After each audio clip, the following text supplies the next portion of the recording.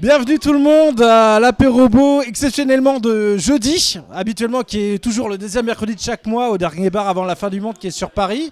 C'est un apéro assez festif où on a voulu inviter plein de personnes justement qui organisent plein de petites choses intéressantes dans un univers qu'on appelle Maker et tout ça sur un planning qui va sur les prochains mois, même en les pensant au-delà de la rentrée scolaire.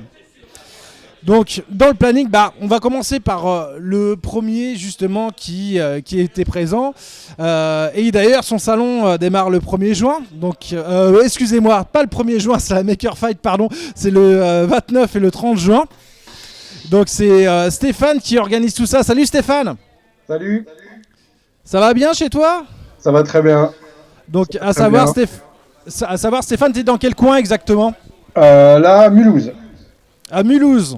Donc du côté de l'Est de la France. Près des Allemands et près des Suisses. Alors toi, c'est quoi ton salon exactement? Dis-nous tout. Alors, nous, ça s'appelle Maker Fight. Et la meilleure punchline que j'ai trouvée, c'est qu'on est l'enfant caché de BattleBots et de Maker Faire. Donc, en substance, quand on a commencé il y a pas loin de 10 ans maintenant, l'idée, c'était d'avoir un peu de visibilité pour notre Fab Lab à Mulhouse, qui s'appelle Cube.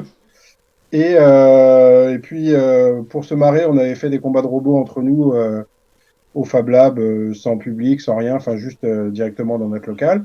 Et puis, ça avait quand même fait venir plein de gens. Donc, on s'était dit qu'on allait du coup ouvrir ça au monde, n'est-ce pas? Et, oui. et puis, petit à petit, ça a grossi. On s'était dit que une fois que les gens sont venus pour voir des combats de robots, on va leur montrer ce que c'est que le do-it-yourself, les Fab Labs, initiation à l'imprimante 3D, l'électronique, les Arduino, etc., etc. Et donc, ouais, c'est une sorte de foire maker à côté des combats de robots en même temps. Ok, alors pour justement bien détailler, parce que ton activité justement par rapport à cet événement est très spécifique par rapport à tout ce qu'on peut connaître comme salon de nous. Moi je sais ce que tu fais, mais c'est quoi la Maker Fête exactement? C'est le thème, c'est quoi? Qu'est-ce qui se passe? Je sais qu'il y a une arène, mais qu'est-ce qui se passe dans l'arène? Dis-moi tout. Alors, qu'est-ce qui se passe dans l'arène? On met 2 robots, on ferme la porte et on voit ce qui se passe. Et on observe ça pendant 90 secondes. Et puis, en gros, donc c'est du combat de robots. Alors évidemment, le combat de robots en soi, ça sert à rien, hein, on en est bien conscient. Mais l'idée, c'est comme c'est en mode do it yourself, c'est de faire prendre conscience aux gens que finalement, ce qu'il faut pour faire un robot avec un petit peu de construction, un petit peu de programmation, un petit peu d'électronique, on touche quand même à plein de domaines. Hein. Enfin, c'est pas ici que j'enfonce des portes ouvertes quand je le dis ici. Mais par contre, c'est des compétences qui après peuvent être réutilisées pour faire des choses plus utiles que des robots qui se mettent sur la tronche. Oui. Mais des robots qui se mettent sur la tronche dans une arène, c'est quand même quelque chose qui a un potentiel ludique et spectacle qui fait venir du public. Et ce public qui connaît pas forcément le do-it-yourself et les Fab Labs, on leur montre sur place ce que c'est avec tous les stands qu'on va mettre autour, des stands où ils vont pouvoir découvrir des tas de choses autour du do-it-yourself, etc. Ok, donc quand on dit do it yourself, c'est en fait grosso modo pour interpréter la chose, c'est voilà, j'ai du temps devant moi et voilà, je suis curieux, j'ai envie de faire des choses avec mes propres mains et je vais me renseigner, apprendre de moi-même, apprendre des cartes électroniques, assembler tout ça jusqu'à faire un châssis, un robot qui se termine par exemple, parce que l'univers maker est très large, mais pour toi, pour cette arène, parce que j'aime bien ton histoire avec ce type d'activité, pardon, où on va créer un châssis, un robot qui va avoir une fonction, bien sûr, c'est d'attaquer ou de défendre, ou se défendre d'ailleurs, avec de l'outillage. Et bon, c'est vrai que c'est quand même une activité qui peut être assez spectaculaire. T'as des vidéos d'ailleurs de ça ou pas? Ouais, dans le chat, là, j'en ai mis 2. Tu peux cliquer sur celle que tu veux. Ouais. Voilà. Donc là aussi, on va voir des bouts de combat de robots et des bouts d'exposants. Et voilà, donc c'était en mars 2022, la fois dernière. Et est-ce que vous avez un rapport avec ce qui est diffusé là, à la télé? Il y a des trucs anglais, je pense. Non, on n'a pas de. En Les trucs qui lien? sont diffusés à la télé, en fait, c'est la reprise d'émissions de télé américaines. Ouais, Donc, non, les Américains, ils font ça avec des budgets qui n'ont rien à voir, des robots qui n'ont rien à voir non plus, hein. En termes ouais. de taille et de poids, les robots qui sont sur BattleBots, c'est des machins qui font 180, 90, 100 kilos. Je crois que la limite, elle est à 250 livres. Donc, nous, on a une limite qui est beaucoup plus basse. Elle est à 30 livres, ça fait 13 kg 6. Parce que notre arène ne pourrait pas encaisser des robots Ouais. de 200 kilos, enfin, ou de 100 et quelques kilos, ce serait trop dangereux. Donc, euh, donc on Et se là, limite. ils sont tous télécommandés Oui, ou? ouais, ouais, ils sont tous télécommandés. Alors après, rien n'interdit d'embarquer un petit peu d'intelligence, mais en fait, si tu veux, il y a plusieurs raisons pour lesquelles on n'est pas parti sur des robots autonomes. D'abord parce que pour les robots autonomes, il y a déjà la Coupe de France de robotique qui fait ça très bien et on n'avait pas forcément vocation à aller marcher sur leur plate-bande. Ils font ça très bien, ils font ça mieux que nous. Et puis bon, c'était pas à la peine d'aller sur un créneau où ils sont déjà présents et qui font un super job, quoi. Donc, Univers Science, ils font ça très bien. Pas besoin d'aller sur ce créneau-là. Donc, ça, c'est le premier truc. Et le deuxième truc, c'est que l'aspect pilotage amène une incertitude à l'issue du combat qui est assez fun et qui est aussi. Ça ajoute un aspect sportif avec tous les guillemets qu'il faut sur, euh, sur le combat, quoi. Parce que des fois, on peut avoir un robot qui, sur le papier, va être bien meilleur qu'un autre, et puis, bah, sauf que l'autre, bah, il pilote bien, et du coup, il arrive à s'en sortir. Hmm. Donc, D'accord. c'est à la fois pour l'aspect, voilà, c'était pas la peine de dupliquer quelque chose d'existant avec la Coupe de France de robotique, et l'autre aspect, c'était le pilotage amène un aspect fun, quoi. Ouais, il y a quand même une petite différence. Je pense que souvent dans la Coupe de France de robotique, c'est ils ont des notions de défi, mais il n'y a pas l'objectif de plutôt attaquer l'adversaire en tant que tel. Je pense. Là, Ah c'est un non, au petit peu contraire, je crois différent. que s'ils se touchent, ils ont des pénalités, je crois même. Ah, c'est Ouais, ouais, complètement interdit. c'est plutôt Ouais, il l'inverse. me semble, hein. C'est plutôt l'inverse, justement. Donc, c'est pour ça que, quelque part, ça pourrait être aussi une catégorie de robots, les totalement autonomes, quoi. Ça pourrait être, je sais pas, je me pose la question. Ouais, Ouais, c'est ouais, bah, exactement après, ce que j'allais dire. Ouais. les gens, on s'est rendu compte au fur et à mesure du temps que l'aspect pilotage est quelque chose qui importe vraiment aux gens qui font ce genre d'activité. D'accord. Donc on l'a gardé comme ça. Et, D'accord. euh, et, euh, et c'est vrai qu'après, on a par exemple fait des adaptations. Parce que quand on s'est dit on va faire des trucs autour de la robotique et du monde des Fab Labs et du do it yourself, on s'était dit, bon, qu'est-ce qu'on peut faire à des robots? On peut leur faire faire comme la Coupe de France de robotique, mais ça existe déjà. Après, on peut leur faire faire des courses, ça existe déjà aussi. On peut leur faire se taper dessus, ça existe déjà, mais pas en France. Ou alors, on peut leur faire des trucs comme les robots sumo. Mais c'est pareil, là aussi, ça existe. Après, on peut s'amuser à faire des mix, c'est-à-dire que, par exemple, on a pensé à faire un truc, c'est des robots, au lieu de mettre des armes ou des espèces de trucs un petit peu vénère, c'était de se dire, si on met sur l'aspect pilotage et l'aspect fun, c'était de dire on prend un robot qui a pas d'armes, on lui colle un bouton d'arrêt d'urgence sur une des façades, on en met un deuxième qui est configuré absolument pareil. Évidemment, le bouton d'arrêt d'urgence coupe l'accès à la batterie. Et en gros, on a les deux robots comme ça qui sont dans l'arène. Et en gros, le but, c'est d'aller taper le bouton d'arrêt d'urgence de l'autre sans se faire taper le sien, évidemment. C'est un espèce de mix entre du coup Maker Fight, ce qu'on fait, et puis du robot sumo. Ça peut être rigolo sans avoir l'aspect destruction. Donc ça, on va en faire un petit peu pour le faire entre les combats de En Maker mode Fight. On bourrin, va faire quoi. Ouais. d'animation avec ce genre de choses. Non, Alors, bah, petite question. Je sais pas si on m'entend. Euh, ouais.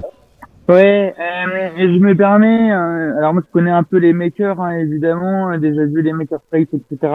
J'aurais une question plutôt, évidemment, en tant que pro, hein, Léo Botic en tant que pro, mais j'aurais voulu savoir sur les différents makers, est-ce que vous invitez justement des pros, des stands de pros, est-ce qu'il y en a qui vendent, est-ce que je sais alors, que c'est surtout le maker en premier, mais voilà, et qui y a-t-il comme type de pro chez vous? Alors, comme type de pro, c'est essentiellement les sponsors qu'on peut avoir, donc type RS Components, par exemple, qu'on a souvent eu comme sponsor. On attend la réponse pour cette année encore. Je passe les doigts. Mais ça va être des gens qui vont montrer ce qu'ils font. Après, ce que nous, on demande à nos exposants, c'est d'essayer d'avoir autant que possible des stands interactifs. Alors, c'est pas toujours possible, hein, mais on essaie de demander. Ce qu'on aimerait éviter sur les stands, c'est les petits panneaux où il y a marqué ne pas toucher. Ça, bon, des fois, on peut pas Carrément. éviter, des fois, on peut pas éviter, mais bon, on essaie de demander aux gens au moins de montrer quelque chose d'interactif et sinon de faire participer les visiteurs quand c'est possible. Voilà, après, c'est des stands qui ressemblent à des stands de Maker Faire, hein, clairement. Hein. Donc, après, Ça roule. j'en profite pour dire que s'il y a des pros qui ont des choses intéressantes à montrer, ils sont plus que bienvenus. Le stand est gratuit. Donc, on ne demande pas de participation pour les exposants. Donc, si tu veux venir, tu es le bienvenu. On a besoin d'exposants, donc si vous avez des projets sympas à montrer, bah, venez les montrer à Mulhouse. De toute façon, Voilà. Stéphane, on va communiquer sur les salons aussi, donc on va redistribuer les dates d'événementiel, sachant que toi, la Maker Fight, toi, c'est le 29 et le 30 juin, et ça se passe à Mulhouse, c'est ça? Exactement, 29-30 juin à Motoko à Mulhouse. Parfait, bon bah nickel. Bon bah je te remercie Stéphane en tout cas Pas de soucis. la parfaite participation qui démarre sur le chapeau de roue avec ton salon qui est assez dynamique. Et là on va arriver avec des Bretons cette fois-ci, avec notre Maker Campus, avec JB et JM. Salut On a les vu qu'il y gars. avait les crêpes à Mulhouse, hein. On a vu les crêpes. Hein. Là on passe Oui, du oui, coq à ah bah, l'âne, vous avez vu? ma mère est venue Là à on est à Douarnenez. Mulhouse, là on part à Rennes. Ouais, on fait Alors- quelques bornes entre les deux. Et on a un peu d'aigle pour les dates parce que tu vois, c'est une semaine avant Nantes. Et ça fait tellement longtemps qu'on veut venir avec un Maker Fight. On est un peu Ouais, d'aigle. mais moi aussi, mais alors là, normalement, nous, on fait ça plutôt au printemps, plutôt Ouais. fin mars, début avril. Mais cette année, ça n'a pas été possible pour des raisons logistiques, de location de salle, etc. Ouais, Enfin, bien sûr. Ah ouais, tu vois.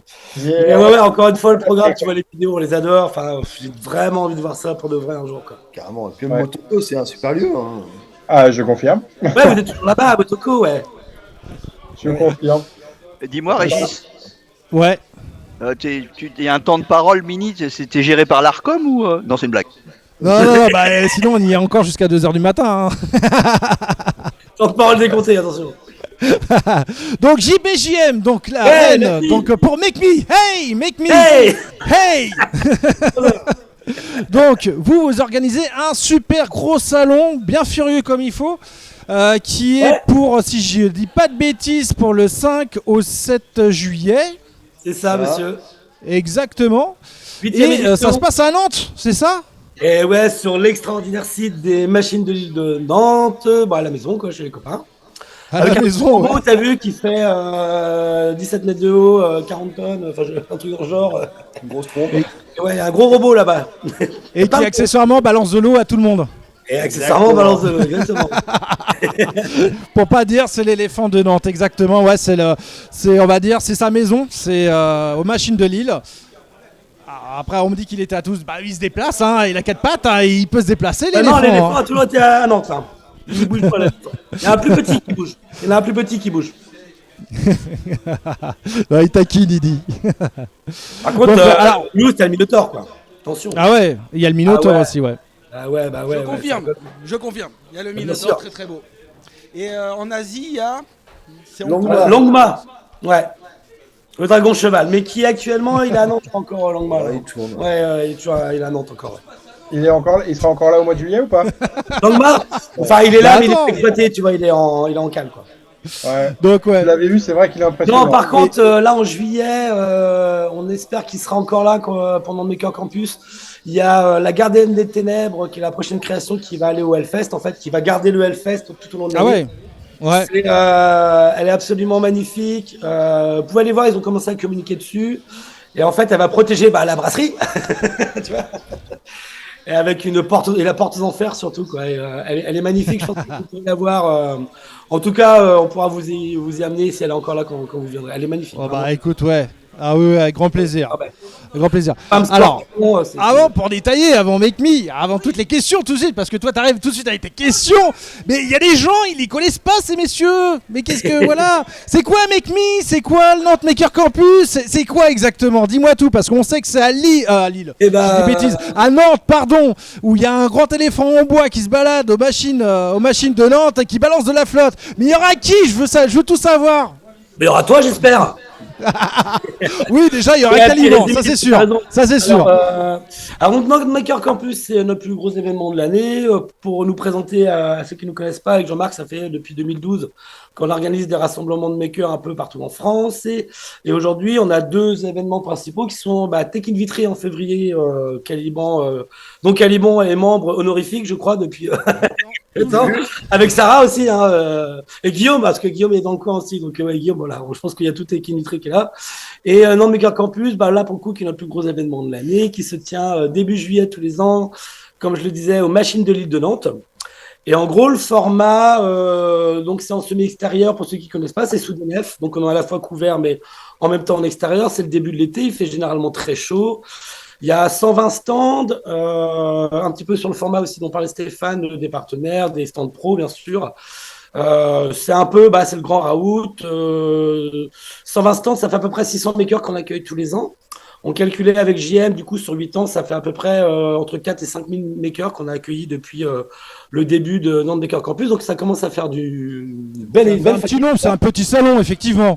Ouais, ça commence à faire une belle famille, des super projets. Hier soir, on était à Nantes, que tu sais, on fait des petites soirées de présentation là en amont. Et on a commencé à présenter le début de la programmation. Je précise une chose, on est en plein appel aux makers, qui est toujours ouvert. Il reste quelques places. L'année dernière, on a dû refuser des projets vraiment géniaux faute de place. Donc vraiment, dépêchez-vous de présenter vos projets parce que je pense que cette année, ça va être encore un peu le cas. Donc il reste à peu près 15 jours, 3 semaines d'ouverture d'appel aux makers. Et la particularité de Nantes Maker Campus, c'est qu'en plus de la communauté de makers, bien sûr, qui s'y retrouve, on fait une sélection de 15 artistes makers qu'on invite. Alors pourquoi on les invite? Parce que souvent ces artistes makers, ces artistes sont des makers. Nos makers sont des créatifs aussi et des artistes, et du coup l'un et l'autre se nourrissent en fait. Et donc comme c'est un événement, tu vois, festif en début d'été, fin de l'année, on a tous eu parfois une grosse année pro. On voulait un événement à la fois très sérieux sur les makers, mais aussi un peu délire, un peu fun. Et c'est pour ça qu'il y a des happenings, il y a plein de choses qui se passent pendant tout l'événement, pendant les 3 jours d'événement.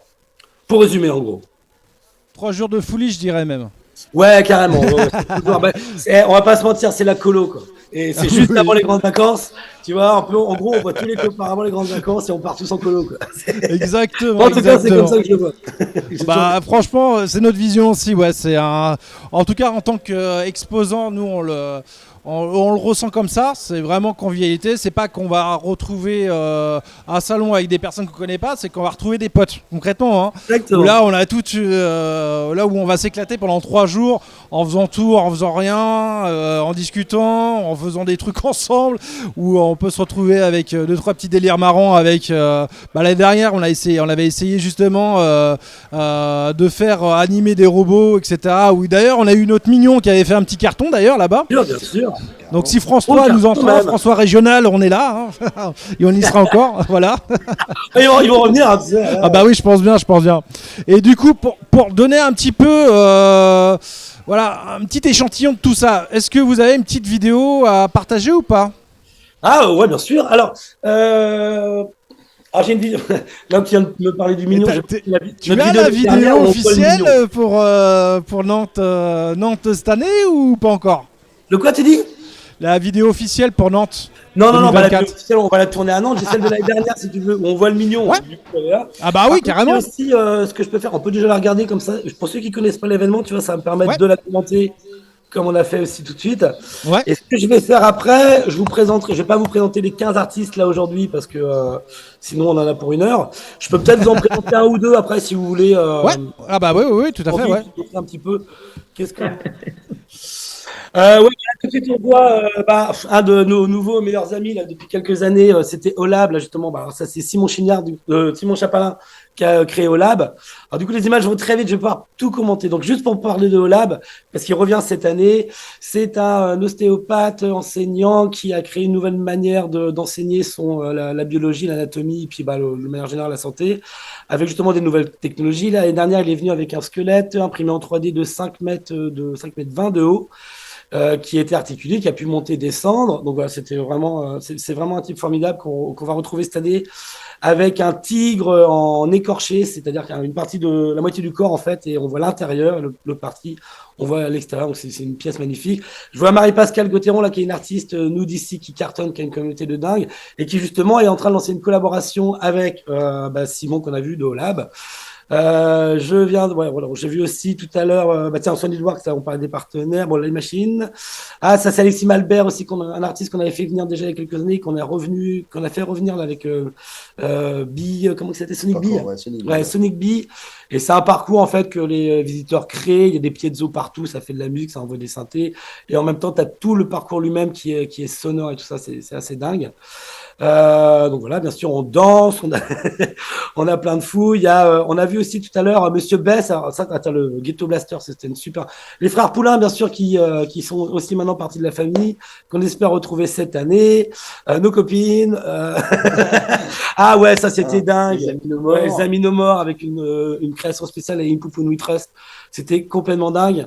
On l'avait déjà vu il y a 2 ans et puis il a été revenu. Voilà, je peux pas tout commenter, mais je voulais revenir sur aussi, on avait tout à l'heure Patrice Pitt, qui était un sculpteur artiste, qui était venu à des sculptures de science-fiction qui étaient assez délirantes. Alors, il y a plein de choses, donc vous voyez un petit peu l'ambiance, il y en a pour tous les goûts, tout le monde. On n'a pas revu là aussi, mais on avait fait venir les dernières Monsieur Bess, qui était un artiste qui avait créé une fusée en carton qui faisait 7 mètres 20 de long. En court-circuit. Ah, désolé. Bah ouais, non, mais on se fait toujours avoir avec Apérobot. Bah tiens, voilà. Naturellement chez nous, je crois, de toute façon. Mais en gros, voilà. Juste on a juste rediffusé la petite partie qui était bien intéressante. Ça donne l'exemple et l'ambiance en fait du salon en fait. Exactement. Tu croyais surprendre à qui de l'aile et s'envola. L'oiseau est loin, tu peux l'attendre. Tu ne l'attends plus, il est là. Tout autour de toi, vite, vite. Il vient, s'en va, puis il revient. Tu crois le tenir, il t'évite. Tu crois l'éviter, il te tient.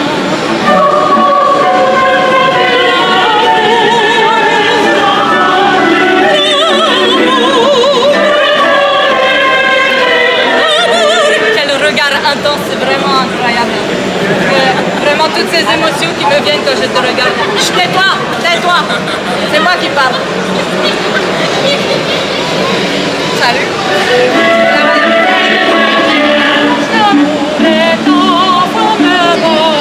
On ne parle pas quand je chante. Tu n'as jamais connu de loi. Si tu ne m'aimes pas, je t'aime. Si je te me prends garde à toi, ça te fait vraiment bien. Si tu ne m'aimes, tu peux pas sourire un peu? Me prends garde à toi. T'as même pas envie de m'emballer? Si je t'aime, et la main au cul, c'est fini là, non mais oh, tiens.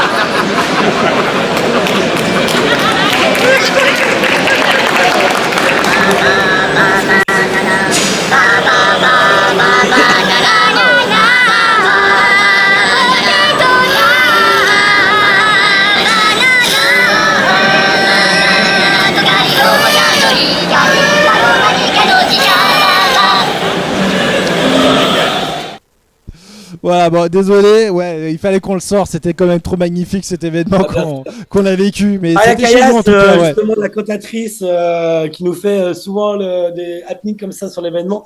Ce qui est drôle, c'est que la boîte qu'elle a avec elle, c'est Mbox, c'est une boîte qui a été ramenée depuis quasiment les premières éditions avec le russe que vous connaissez peut-être, Sergei. Oui, tout à fait.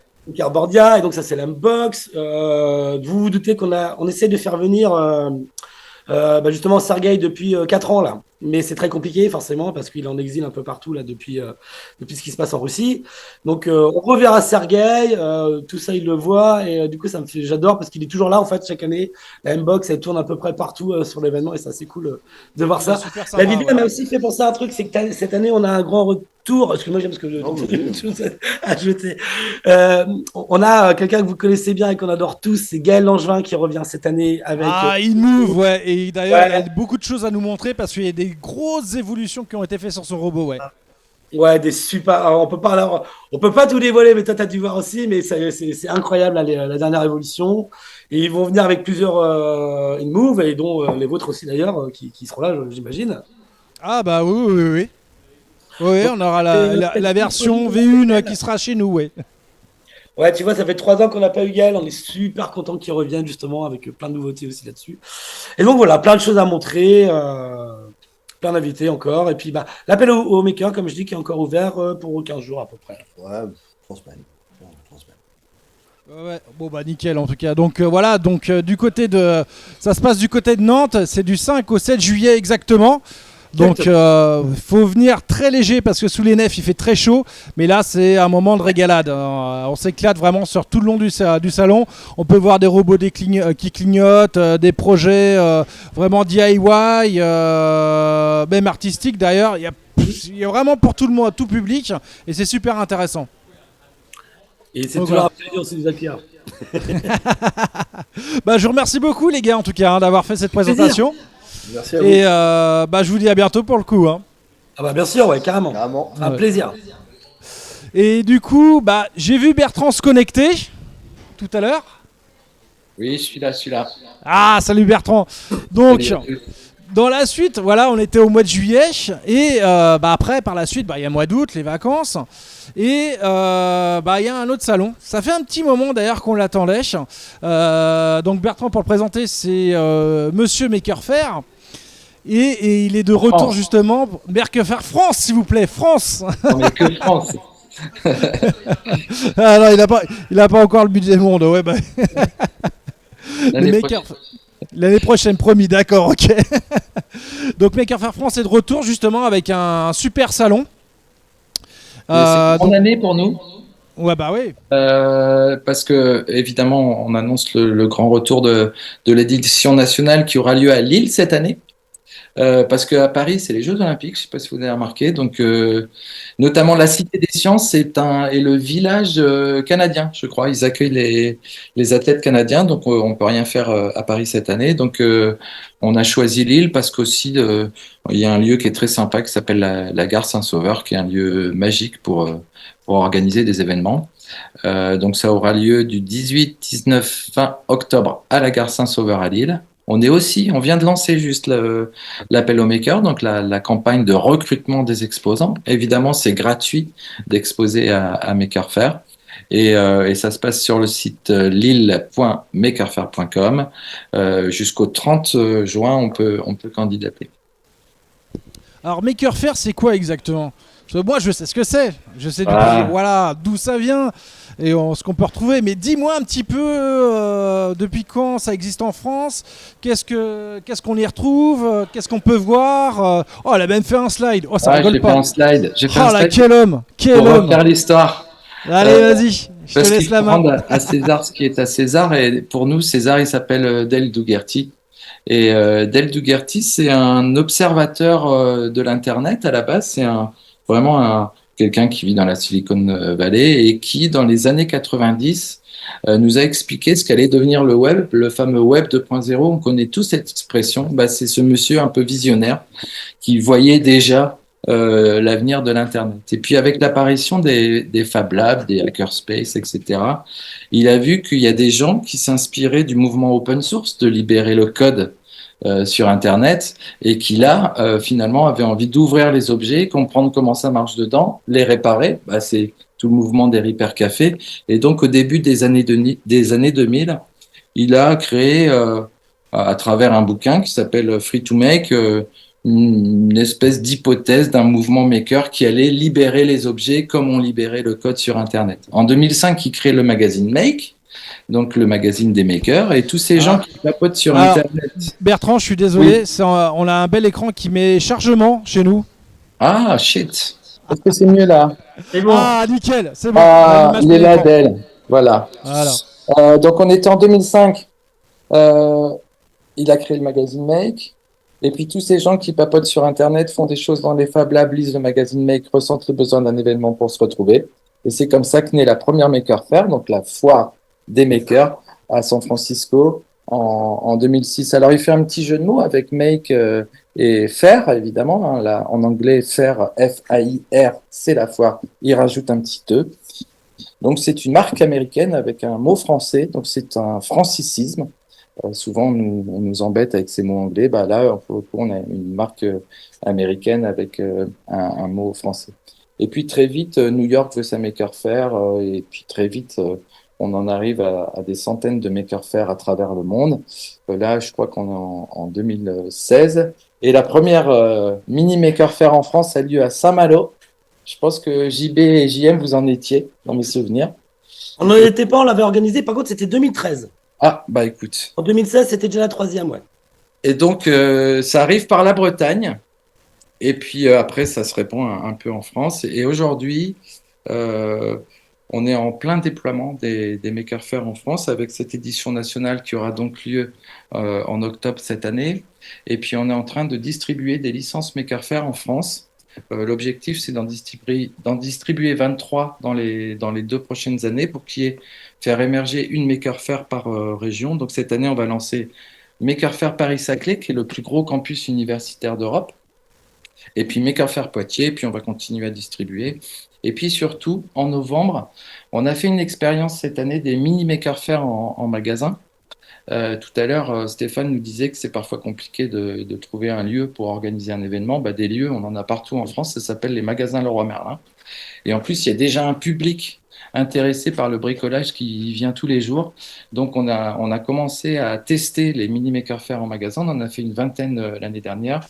Et cette année, le 30 novembre, on va organiser des mini Maker Faire dans tous les magasins Leroy Merlin. C'est-à-dire qu'il y a 144 magasins en France. Chaque maker pourra avoir sa mini Maker Faire près de chez lui. C'est un petit peu l'objectif parce que Nantes, c'est loin, Lille, c'est loin, Mulhouse, c'est loin. Et l'idée, c'est d'être vraiment de créer des événements de proximité. Et accessoirement, pour le Roi Merlin aussi, de se connecter aux écosystèmes locaux. Donc, c'est un peu ça l'enjeu de cette année.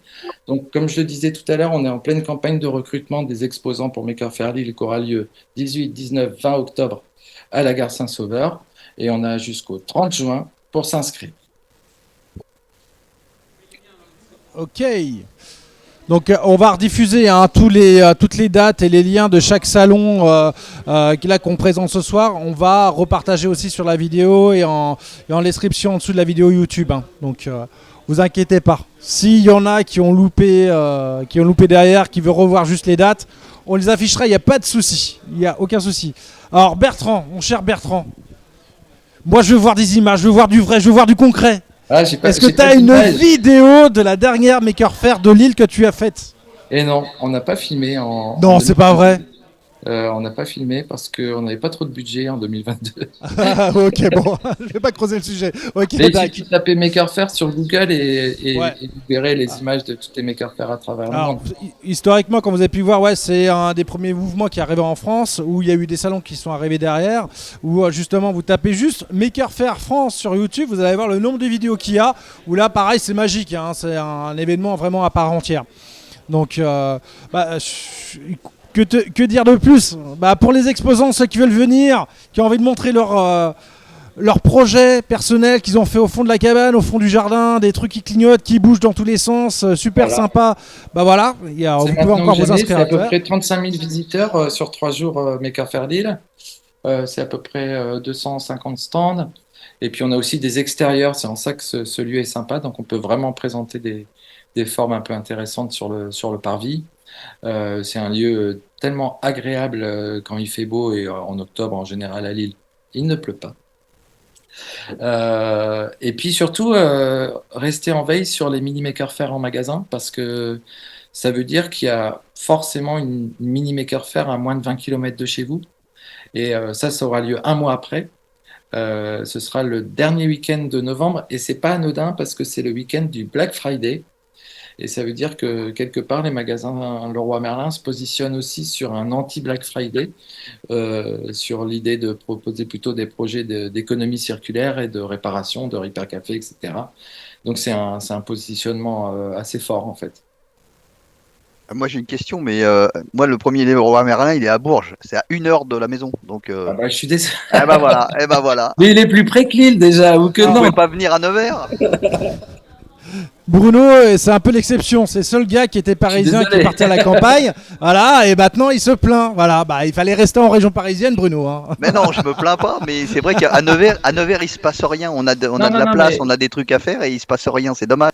Bah, Non, il y a c'est pas 10 heures, dommage, je sais pas, tu me dis à parce que- 9h. Enfin bref.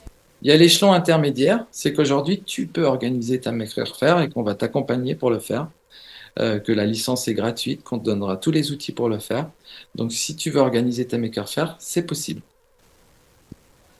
Donc si tu veux Écoute, faire ouais. si tu veux faire Bruno le salon comme tu faisais auparavant Méru, je à sais Méru. plus à Méru, Méru. voilà, à Méru-sur-Oise exactement, où tu avais commencé à faire un salon modéliste mélangé robotique.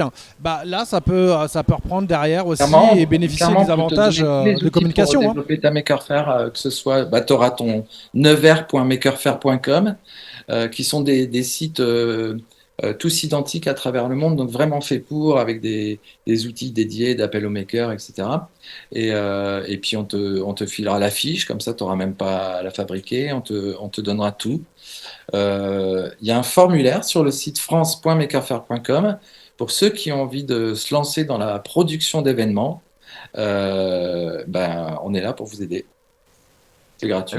Eh ben écoute, je retiens, mais bon, j'ai déjà tellement de choses en route que d'événements, mais oui, je retiens, mais oui, je suis. Et puis on a le temps et Ouais. l'idée c'est pas de faire la plus grande maker faire du monde, hein, c'est d'y aller avec ses moyens.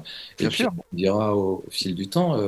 Il y a une chose qui est sûre, c'est que maker faire est éternel au sens où un jour un porteur disparaît et un autre le reprend, et un jour moi je disparaîtrai et puis ce sera un autre. Mais il y a quelque chose de beau et il y a quelque chose aussi de la société qui en ce moment aussi a des difficultés économiques, hein, revient aussi au faire soi-même par souci d'économie.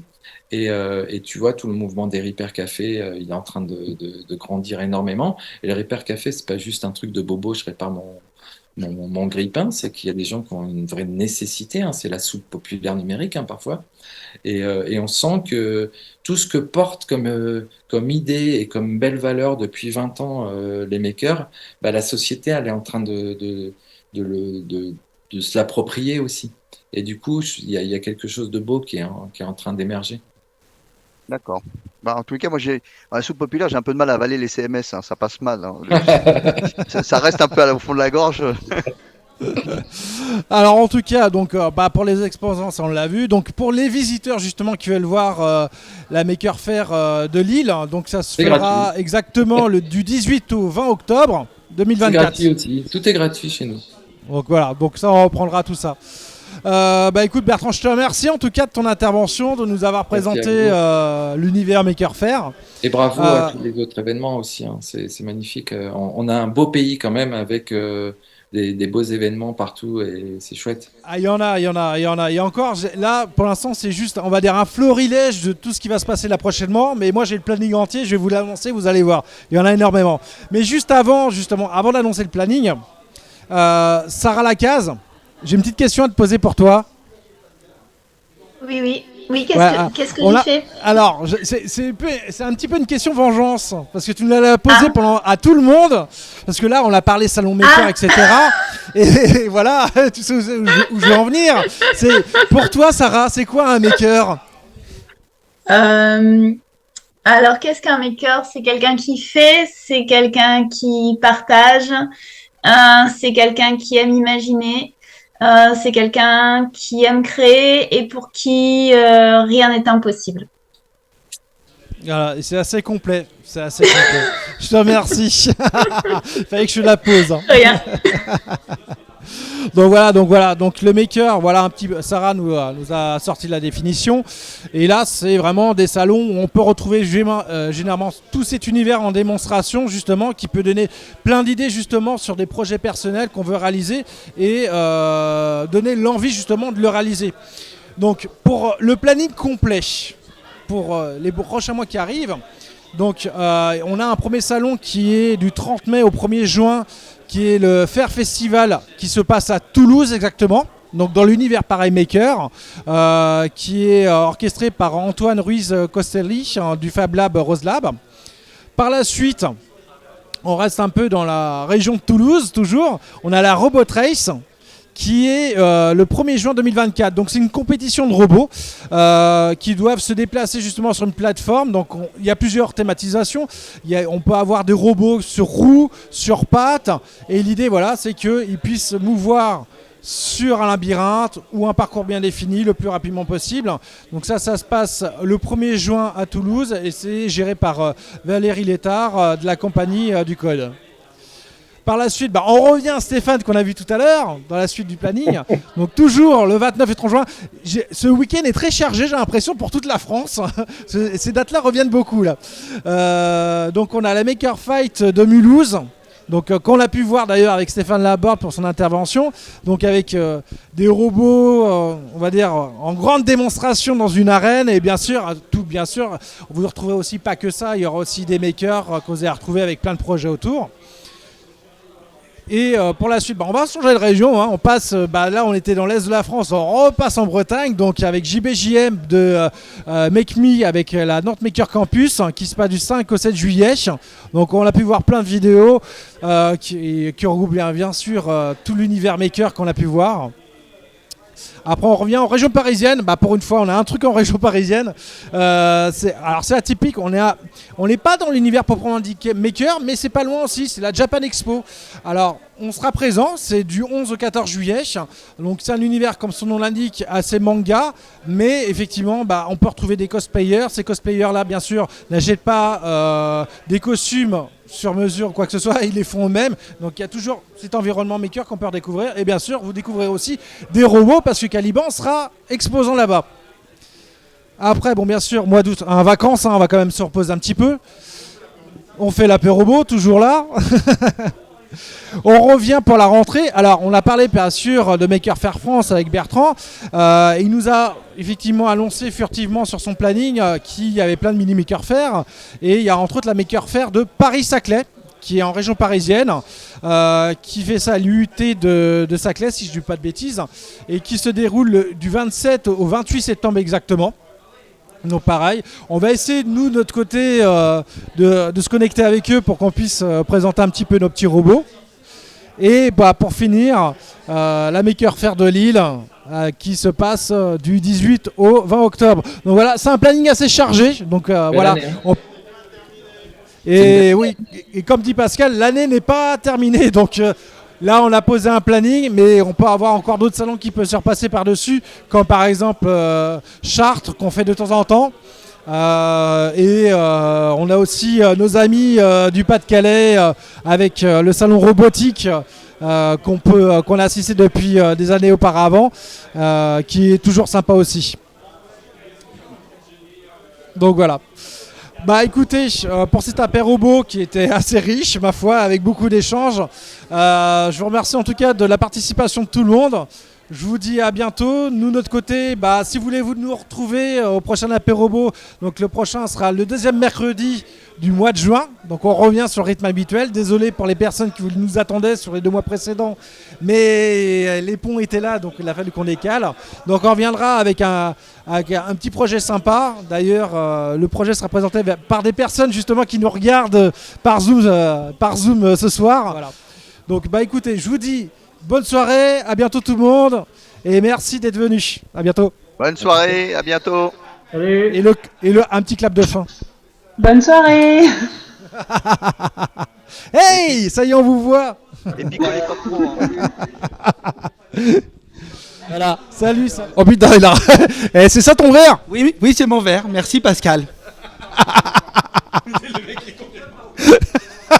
Oh la vache. Salut Pascal. Ah, le tueur.